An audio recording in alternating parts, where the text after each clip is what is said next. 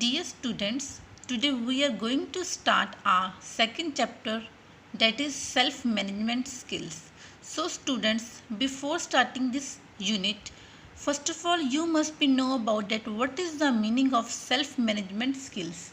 Basically, self management skills is a managing yourself to achieve the predetermined task or goals that you have set for yourself by regulating your actions, organizing your time, and you also set your goals. So appropriate self management can help you to perform better in school. You can also reduce your work, and it can also help the individual to perform better on the job. So this is the basic introduction of a self management skills. Now let's come to the what is the meaning of a self management. Basically, self management refers to the management of or by oneself that helps in taking of responsibility for one's own behavior and a well-being. So it means that you have to manage yourself with the people or with the resources around us. So the main aim of self management that it can conducted oneself for a greater good for the individual, family, and the society. So the self management is needed by everyone around us, and it is needed in all the stages and walks of life. So these are the exhibitors of self management, or we can also say that these are the various components of a self management. First one is the habit, next one manner, third one is the knowledge, then intention, and then deed. So these are the basic components of a self management. So students, there is a one definition for you regarding the self management. Parents, teachers, and guardians are also not along the child to guide him or her. So in that case, principles of self management guide the individuals in day to day activities on how to respond with the environmental forces. So these environmental forces help the students to schedule their cast assignments that helps in the competitive exams and different students and the other behavior. So self management reinforces appropriate behavior of the students according to the time, situation, and the people involved. So students, if you want to become a self-management, you should follow these types of skills. First one is the initiative, second one is the organization, and third one is the accountability. So let's discuss it one by one. First of all, the initiative. So here this picture shows the concept of a initiative. Initiative means doing the right thing without being told what to do. So initiative requires one to believe in one's own capability, way of doing work, etc. Students, you can also follow the concept of initiative in your life. Like for example, you can become a volunteer to address the issues that is related with the school assembly, educate your fellow students and staff, and also inspire others to join you to resolve the issues. So our second skill is related with the organizational skill. Here organizational skills means the ability to use your time, energy, and the resources effectively to achieve the goals that you have set for yourself. Students, everybody have a specific goal in her or his life. So being organized saves your time and energy, helps you to complete your task efficiently, and therefore makes you the more productive. So with the help of organizational skills, you need to follow the various steps. Here the meaning of organization skills means that you can organize your work. So these are the various strategies for getting you more organized. Like first one is the task management, means you should decide your work. Like you have to gathering the task and defining the task, that what is your goal and what should you want to achieve. So prepare your notes according to that task.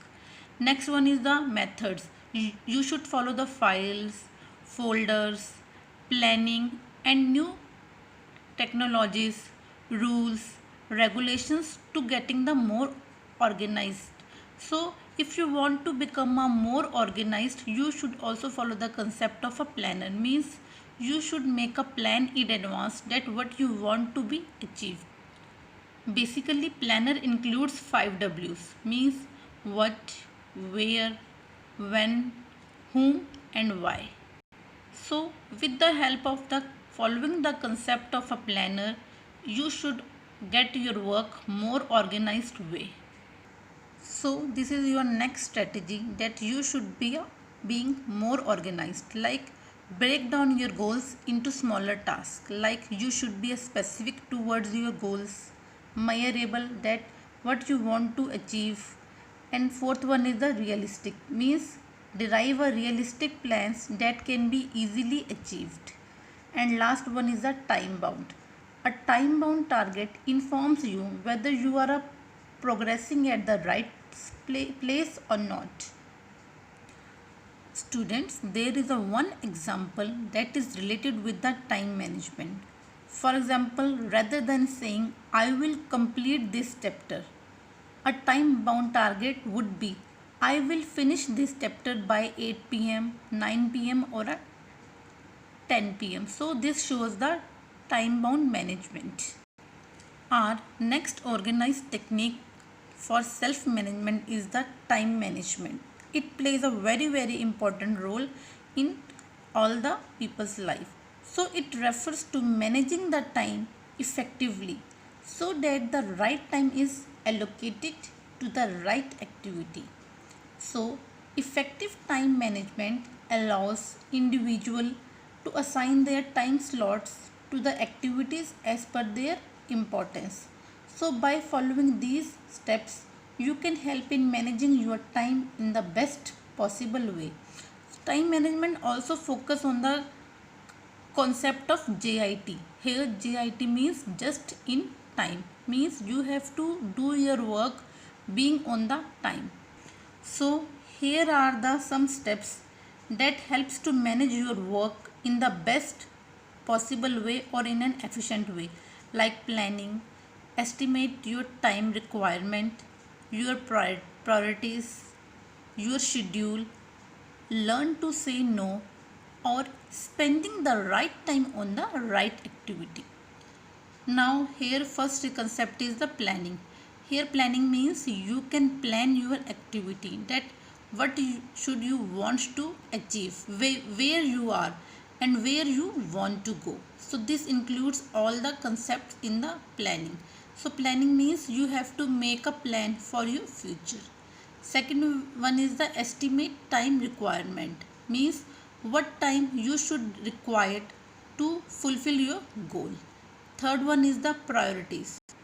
Here priorities means write down the important activities that need to be done in a single day against the time that should be allocated to each activity. So priorities make your task based on your importance and urgency of your work. Next one is the schedule.